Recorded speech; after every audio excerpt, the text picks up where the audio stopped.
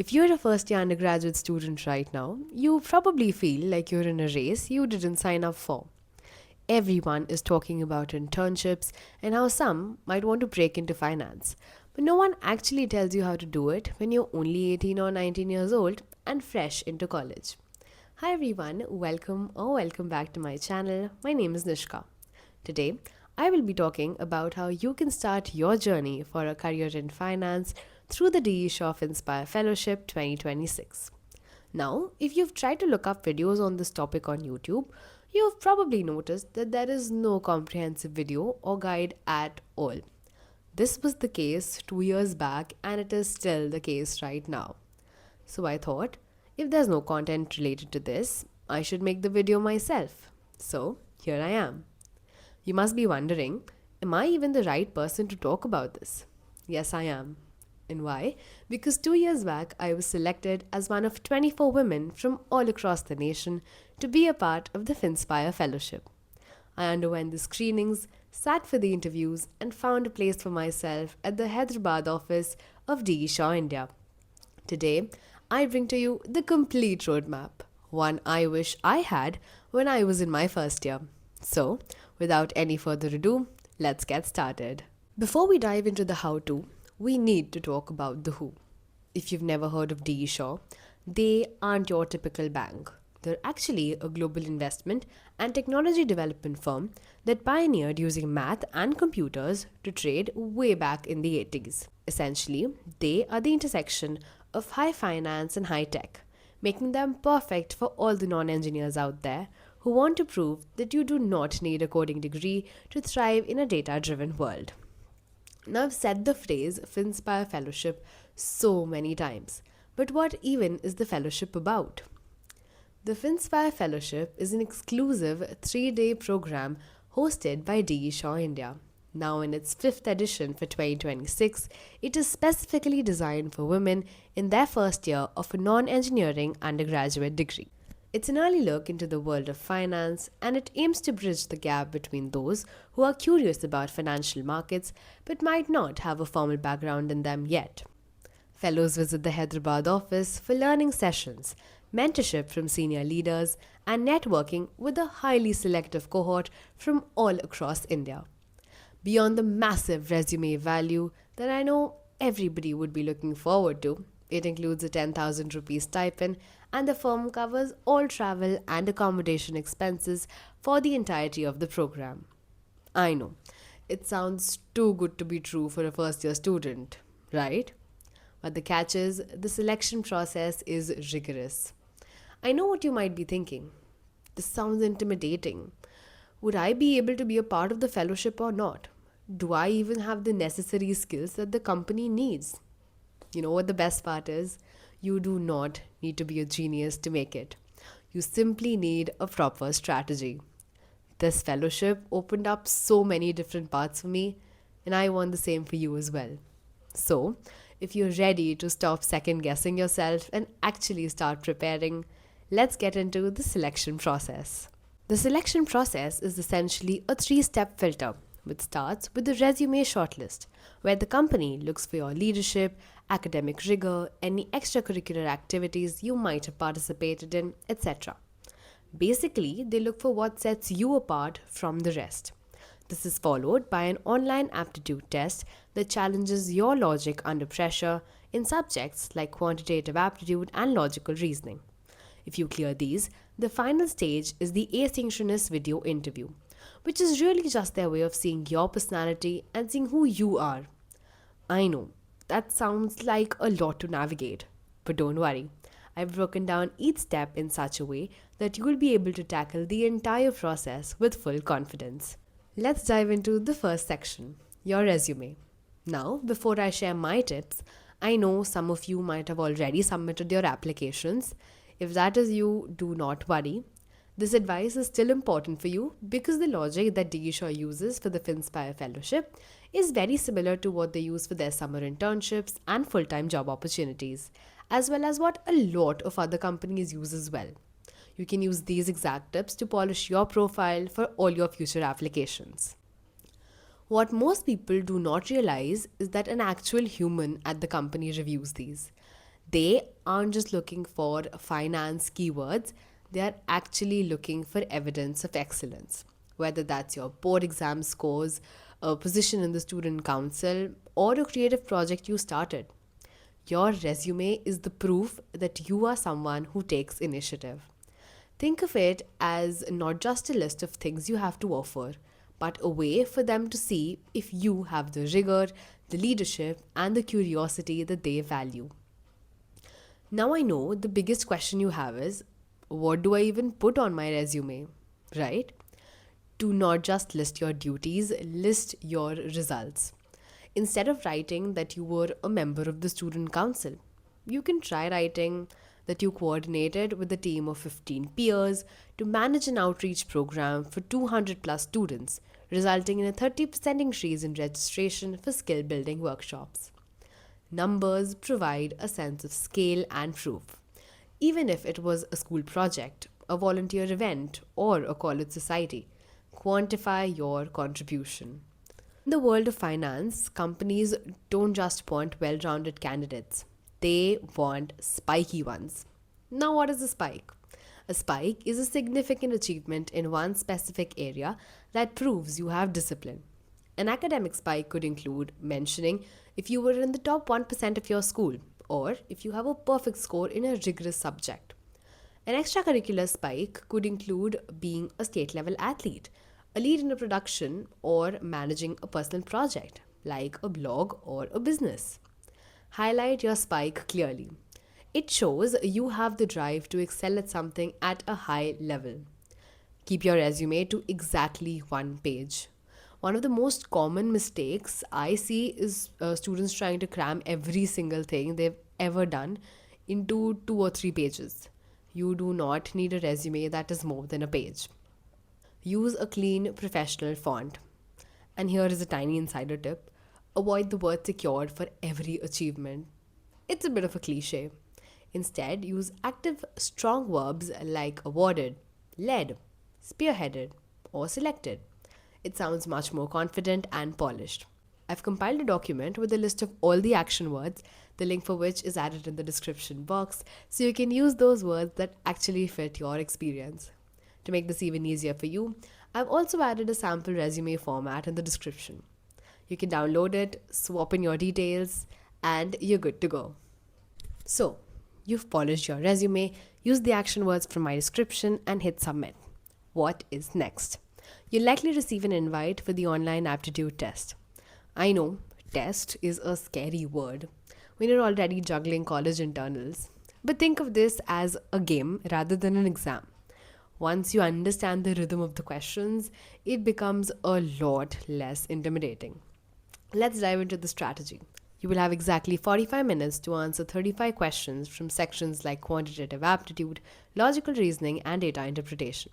With a little over a minute per question, your goal isn't just to be correct, it is to be efficient. Please note that there is negative marking involved, so this isn't a college internal where you can just guess and hope for the best. Every wrong answer pulls your score down, so you have to be 100% sure before you mark any answer.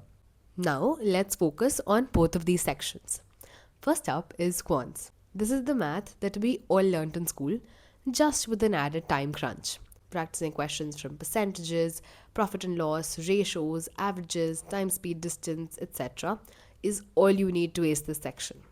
Since you cannot use a calculator, mental math is your only weapon. Do not try to solve every last problem to the last decimal. Look for patterns and use approximation. Keep this in mind. If a calculation looks like it's going to take you more than 60 seconds of writing on paper, it is a trap. You must skip it. Because of the negative marking, an unsure guess is worse than a blank space. Moving on to the logical reasoning and data interpretation section. This is where the company tests how well you're able to apply your logic when you're under time pressure. Expect questions from seating arrangements, blood relations, and data interpretation questions like pie charts and bar graphs. You will be given 2 to 3 sets with a few questions under each, which you will have to solve, keeping in mind the instructions of the particular set. These questions are designed to make you feel stuck. Suppose you get a question on seating arrangements. If you cannot draw the diagram in the first 45 seconds, move on. Every question carries the same weight, so do not let your ego get tied to one puzzle when 5 easy questions are waiting for you at the end of the test. Accuracy is everything here. Do not let the panic of the 45-minute timer force you into making silly mistakes. Now, I know the next question is, where do I actually practice this? Since you only have 45 minutes and no calculator, you need to practice speed, not just accuracy. Here are the 3 resources I personally recommend to get your mental math and logic sharp. Number 1, IndiaBix. This is the gold standard for a reason. Go to the aptitude and logical reasoning sections. It's perfect for practicing those math topics like percentages and ratios. Try to solve the questions with a stopwatch next to you and aim to solve each question in 45 seconds. The next resource is GMAT Club. If you want to prepare for trickier quants and data interpretation questions, head over to GMAT Club and look for the problem-solving questions tagged as 600 to 700 level. These questions are the best way to build numerical intuition. Third is mobile apps for mental math. Since you cannot use a calculator, your mental math has to be super fast.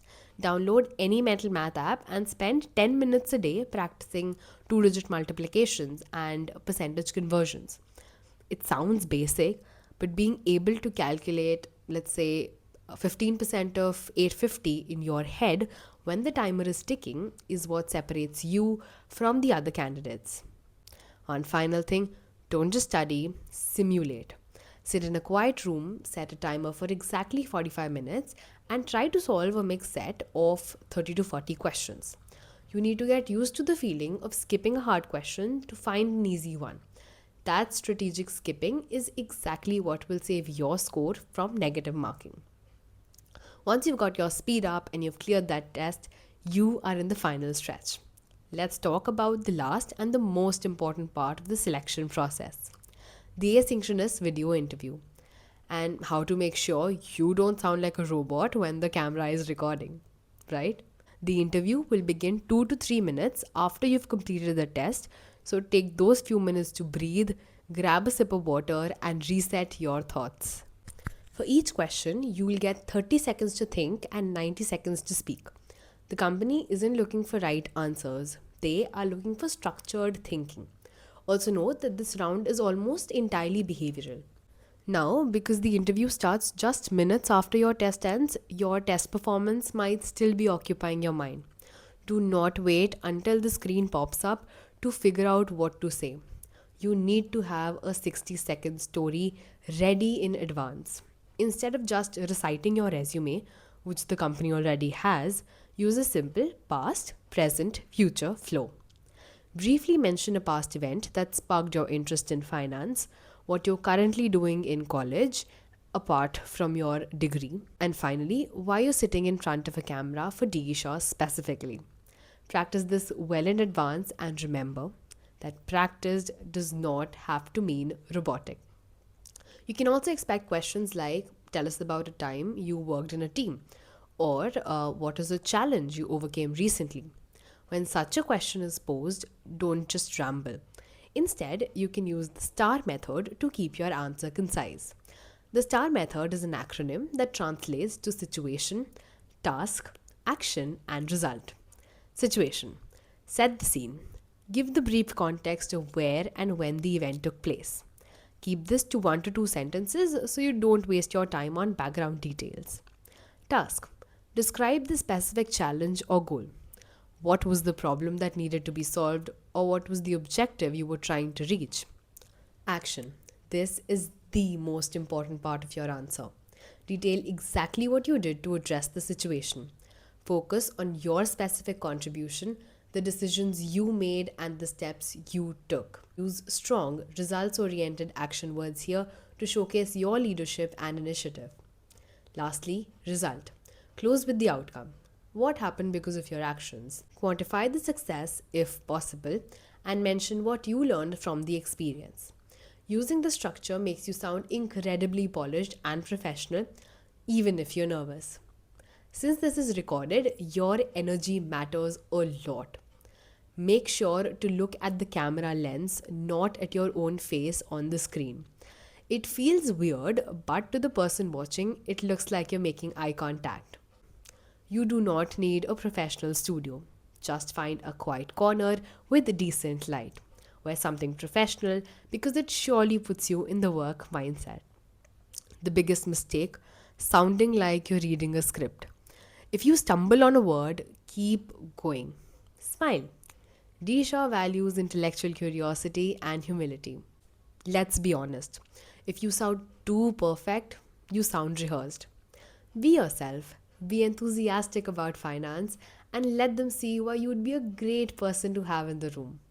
I know we just covered a lot and it can feel a bit overwhelming.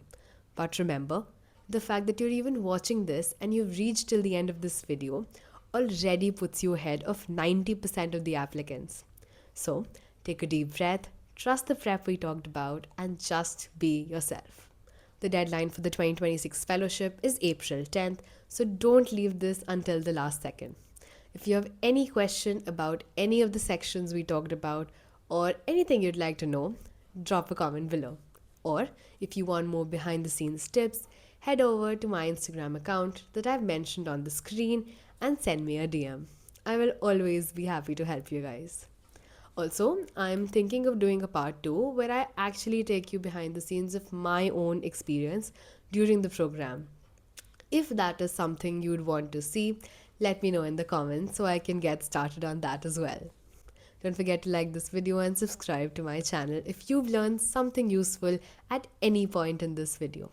Also, share this with all the people applying for the fellowship who are stressing over the application or scared to hit the submit button. You've already done the hard part by showing up today and mapping out your strategy. You've totally got this. I'll see you in the next one. Bye bye.